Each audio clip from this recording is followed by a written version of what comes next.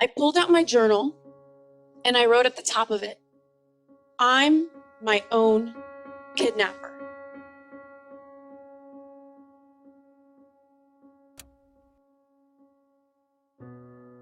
I wondered, why would somebody choose a career path of scaring people like that and robbing them of their life savings?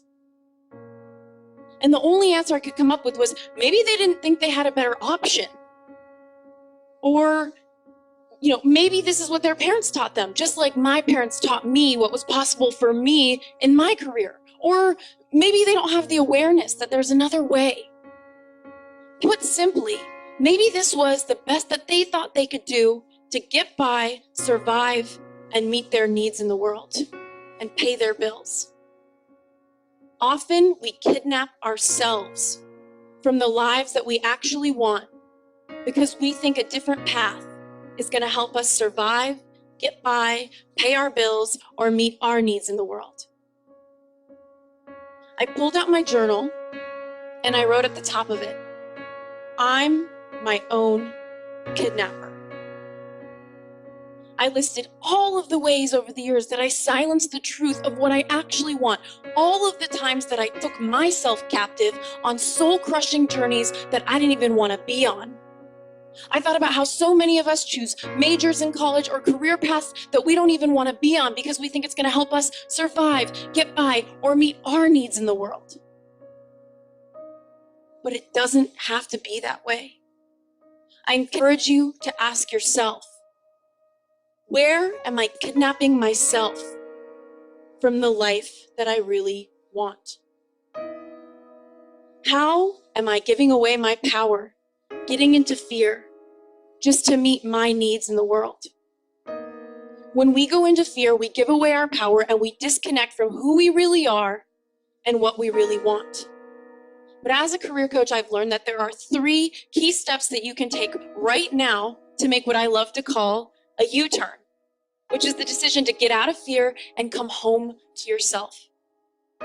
So the first step is to do a self-audit. Really ask yourself, where am I holding myself captive? This means being honest with yourself about where you are, what's working for you, and what isn't. And if you think about it, we come into the world, our natural state is with so much love, creativity. Think about kids, they have inspiration. And yet over time, we're taught to fear. And fear is a necessary inner alarm system that we all need to survive in the physical world. Think about it. We learn to look both ways before we cross the street. We learn not to touch the stove when it's hot. We learn not to talk to strangers. But over time, we get hurt. Life throws us curveballs. We learn to stop taking risks and start being afraid. We get afraid to put ourselves out there. We start calling ourselves practical or realistic for making choices that seem responsible, when really we're just so scared of criticism. And if we're being really honest with ourselves, people who call themselves realists are often just dreamers who got their hearts broken somewhere along the way. So how do you make a U-turn? You do a self-audit.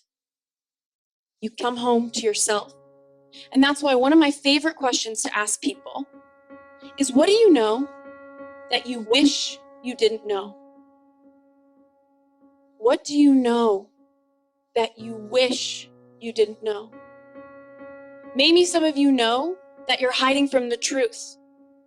Deep down, you know you're hiding from the truth.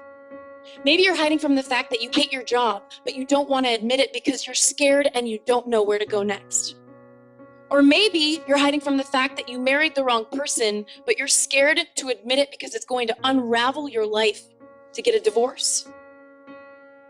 Or maybe you know that something's going on with your health, but you're scared to go to the doctor because you don't want to hear the diagnosis. Whatever it is, tap into what's deeply true for you. Seeing things as they are, not worse than they are, not better than they are, but as they actually are. In order to figure out what you really want, you need to see the truth of where you are. And maybe right now you feel pain bubbling up inside of you as you look at what's true for you. But know this, pain is often a trampoline that will launch us into our next stage of life if we're willing to let it. The second step is to follow your freedom. Follow your freedom. This means paying attention to what feels good to you so that you can finally set yourself free. So you're probably wondering right now, okay, Ashley, how do I feel what feels good? Very fair question. We live in a world right now of internet trolls and tweets and text messages, and the data is officially in. We are so connected that we're somehow, according to research, more disconnected than ever. In fact, in the United States alone, 71% of the workforce is on the job hunt, and I believe as a career expert that that is because people don't like where they are. More than 70% of the United States is taking prescription drugs, and more than half of marriages are ending in divorce. We've heard it all before. Do what you love and the money will follow. Or my least favorite piece of advice, follow your passion. These short expressions are often a fast track to nowhere.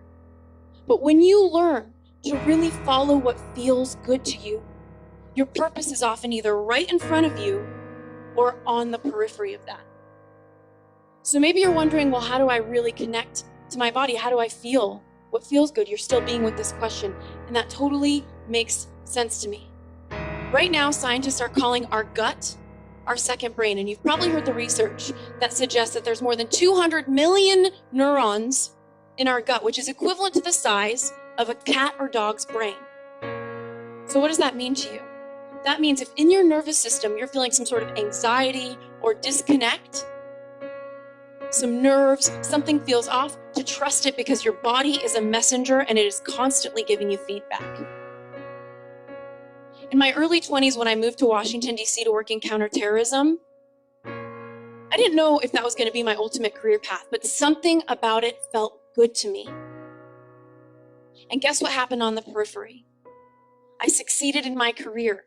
I learned how to master the job hunt, and I became a career expert. And guess what happened on the periphery of that? I became a published author, my biggest dream. In a world of climbing the corporate ladder, 5-year plans, and unnecessary degrees, we are all striving for something that is so unrealistic, and it's perfection. But who you are at age 25 isn't going to be who you are at age 30, and it certainly isn't going to be who you are at age 40. And that's why I invite you to see your career as an experiment that really meets you where you are, a vehicle for your own self-expression. You can start with writing down all of your ideas and checking in with your body, seeing how they feel to you. Do you feel joy or do you feel fear? Do you feel expansion or do you feel contraction? Do you feel liberation or do you feel suffocation? That's why one of my favorite tools to recommend people that they use is called a joy journal. When you're feeling disconnected, for 30 days, take the time to write down every single moment that lit you up the most every single day. And I don't care if it's the woman you talked to in the bathroom line at the club or the meeting you led at work. Pay attention. And at the end of the 30 days, take note of if there's any patterns in your inspiration. Really ask yourself, what skill set am I using when I'm the most inspired? Because when you're in your inspiration, you're not being run or kidnapped by your fear. And the third step is to engage. So, needless to say, your cute little joy journal isn't going to get you that love interest that you've been pining over or that dream job that you really want. Action will. But perfectionism is the enemy of action. And often I've found that perfectionism is a mask that we all wear when we're afraid of failure. So ask yourself, am I a perfectionist?